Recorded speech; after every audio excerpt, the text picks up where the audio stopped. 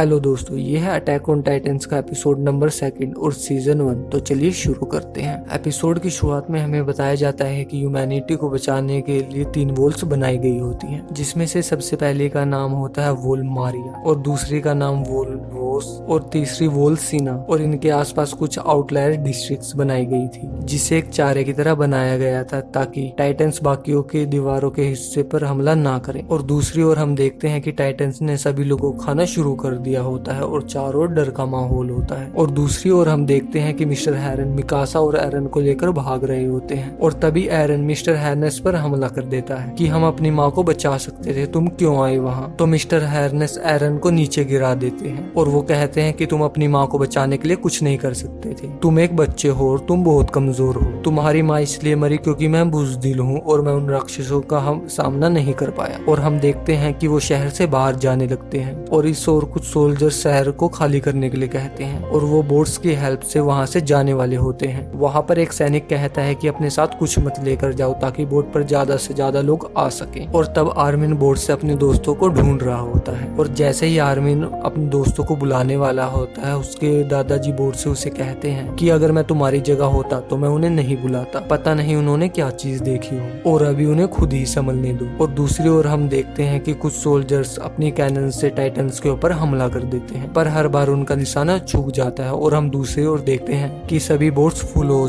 चुकी होती हैं और वो बोट्स के ऊपर लोगों को चढ़ाना बंद कर देते हैं, पर लोग अपनी जान बचाने के लिए चलती हुई बोट्स पर कूदना शुरू कर देते हैं। और हम दूसरी ओर देखते हैं कि सोल्जर्स वोल मारिया के गेट को बंद करना शुरू कर देते हैं और दूसरी ओर मिस्टर हैरनेस कहते हैं कि अब इस गेट को मत बंद करो, अभी बहुत सारे लोगों का आना बाकी है। और वहीं दूसरा सोल्जर कहते हैं कि हमारे पास अभी इतना टाइम नहीं है और अगर हमने इस गेट को बंद नहीं किया अभी तो टाइटंस इसको भी तोड़ देंगे। तभी हम देखते हैं कि कुछ सोल्जर्स वहां पर आते हैं कि जल्दी गेट को बंद करो, टाइटंस दरवाजे के पास आ रहे हैं। तभी उन्हें वहां पर किसी के आने की आवाज आती है और वो सभी डर जाते हैं। और तभी हम देखते हैं कि एक बहुत बड़ा सा टाइटंस वहां पर आ जाता है और वो तेजी से दीवार की ओर बढ़ने लगता है और सोल्जर्स उसे रोकने की कोशिश कर रहे होते हैं। और उस टाइटन को अपनी ओर आते हुए देख सभी सोल्जर्स डर जाते हैं और वहां से भाग निकलते हैं, पर वो टाइटन अपने एक ही वार से उस दीवार को तोड़ देता है। और हम देखते हैं कि उस दीवार में बहुत बड़ा होल हो जाता है। और यहाँ हम दूसरी ओर देखते हैं कि हायर ऑफिसर्स की मीटिंग चल रही होती है और वो बातें कर रहे होते हैं कि वोल मारिया का आउटर डिस्ट्रिक्ट तबाह हो चुका है। तो वहाँ का प्रेसिडेंट कहता है कि पिछले 100 सालों से तो यहाँ पर ऐसा कुछ भी नहीं हुआ है, तो अचानक टाइटंस का हमला कैसे हो गया। तो उनमें से एक ऑफिसर कहता है कि मुझे नहीं लगता कि वो टाइटंस वोल मारिया को तोड़ पाएंगे। तभी वहाँ पर भागा भागा एक सोल्जर आता है और कहता है कि वोल मारिया की दीवार को टाइटंस ने तोड़ दिया है, जो सुनकर सभी ऑफिसर्स चौंक जाते हैं। और हम दूसरी ओर देखते हैं टाइटंस की पूरी सेना उस होल को पार करके आगे बढ़ रही होती है। और यहाँ पर एरन सोच रहा होता है कि अब मैं दोबारा कभी भी अपने घर नहीं जा पाऊंगा, मैं आखिरी समय में भी अपनी मोम के साथ लड़ता रहा, मुझे उन्हें सॉरी कहने का भी समय नहीं मिला, मुझे उनके साथ लड़ाई नहीं करनी चाहिए थी और मैं टाइटंस को नहीं छोड़ूंगा और उनमें से एक भी जिंदा नहीं बचेगा। और इस हमले के बाद बचे हुए लोगों को वोल रोज में जगह दी गई और उस अटैक में कम से कम 10,000 लोगों ने अपनी जान गंवाई। और हम यहाँ देखते हैं कि एरन के फादर मन ही मन सोच रहे होते हैं कि एरन, कार्ला और मिकासा प्लीज जिंदा रहना। और हम यहाँ देखते हैं कि एरन को एक सपना आता है जिसमें वो देखता है कि उसके फादर उसे एक इंजेक्शन लगा रहे होते हैं और एरन उन्हें कहता है कि आप ये क्या कर रहे हो,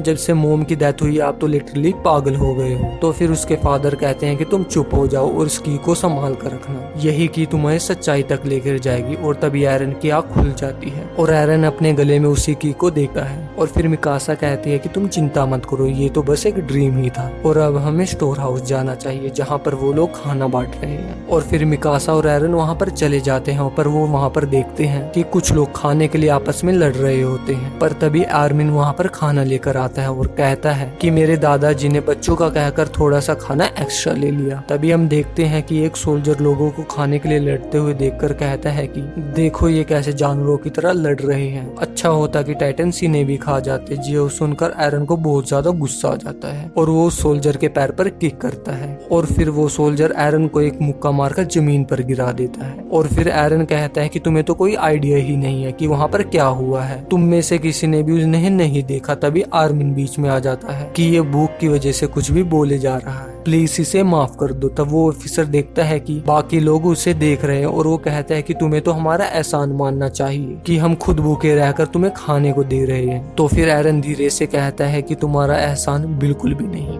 फिर यहाँ दूसरी जगह एरन कहता है कि मैं वोलमारिया की ओर जाना चाहता हूँ ताकि मैं उन टाइटन्स को सबक सिखा सकूं। तब आर्मिन कहता है कि ये तुम्हारा खाली पेट बोल रहा है। ये सुनकर एरन को बहुत ज्यादा गुस्सा आ जाता है और वो कहता है कि मुझे ये खाना नहीं चाहिए, मुझे उनकी भीख नहीं चाहिए। तो फिर आर्मिन कहता है कि तुम क्या चाहते हो कि हम उन टाइटन्स के हाथों से मारे जाएं? तो एरन कहता है कि तो क्या फिर हम ऐसे ही जीते रहें? तो आर्मिन कहता है कि हमारे पास कोई चॉइस बची हुई है? तब एरन कहता है कि हम यहाँ से जा सकते हैं और कहता है कि अगर तुम इनकी चैरिटी पे जीना चाहते हो तो तुम जी सकते हो, पर मैं यहाँ पर नहीं रह सकता। और ये सुनकर मिकासा उसके एक पंच मारती है और कहती है कि तुमने अपनी हालत देखी, हम इनकी मदद के बिना नहीं रह सकते। तुम इसके ऊपर गुस्सा क्यों निकाल रहे हो? हम तो अपने लिए खाना भी नहीं ढूंढ सकते, हम अभी पावरलेस हैं, हम मिलकर भी किसी एक टाइटन को नहीं हरा सकते। तो अभी के लिए तुम्हें जिंदा रहना चाहिए, जो तुम्हारी मोम चाहती थी। और वो उसके मुंह में खाना डाल देती है और कहती है कि इसे खाओ और जिंदा रहो। तभी हमें बताया जाता है कि जो लोग बच गए थे उन्हें फूड उगाने की जिम्मेदारी दी जाती है, पर फिर भी खाने की बहुत कमी हो रही थी। और अगले साल जो बचे हुए लोग थे उन्हें मिलिट्री में भेजा गया ताकि वो वोलमारिया को वापस हासिल कर सके, जिसके लिए कम से कम 20% सर्वाइविंग पॉपुलेशन को भेजा गया। पर उनमें से 200 भी वापस नहीं आए और वो टाइटन्स का भी कुछ भी बिगाड़ नहीं पाए। और इस बीच फूड शॉर्टेज भी कम नहीं हुई और हमें यहाँ पर पता चलता है कि आर्मिन के दादाजी भी उसमें शामिल थे और वो भी टाइटन के हाथों मारे गए। तो यहाँ पे आयरन कहता है कि हमें कुछ ना कुछ करना चाहिए और ये टाइम है हमें खुद को स्ट्रोंग करने का ताकि हम उन टाइटन से लड़ सकें। और फिर आर्मिन कहता है कि मैं तुम्हारे साथ हूँ और मिकासा कहती है कि मैं भी। तो आयरन कहता है कि तुम्हें मेरी मौत में साथ नहीं देना चाहिए, पर मिकासा कहती है कि मैं तुम्हें बचाने के लिए लड़ूंगी। और अगले दिन हम देखते हैं कि वो तीनों आर्मी ज्वाइन कर लेते हैं और वहाँ पर एक ऑफिसर कह रहा होता है कि आज से तुम्हारी एंट्री सेरेमनी शुरू होती है, मुझे तुम्हें ताकतवर बनाना होगा। अगर मैं ऐसा ना कर पाया तो तुम टाइटन्स का खाना बन जाओगे। अभी तो तुम किसी काम के नहीं हो, पर अगले 3 सालों में मैं तुम्हें फौलाद बना दूंगा ताकि तुम उन टाइटन्स से लड़ सको। और फिर 3 साल बाद तुम्हें डिसाइड करना है कि तुम्हें यहाँ पर रह के राजा की रक्षा करनी है या फिर बाहर जाकर उन टाइटन्स का खात्मा करना है। और फिर एरन यहाँ पर सोचता है कि मैं फाइटर ही बनूंगा और वो टाइटन्स मेरे नाम से कांपेंगे। और इसी के साथ एपिसोड खत्म हो जाता है और अगला एपिसोड इससे भी खतरनाक होने वाला है। और अगर आपको ये एपिसोड अच्छा लगा हो तो प्लीज वीडियो को लाइक कर दो और चैनल को सब्सक्राइब। Thank you.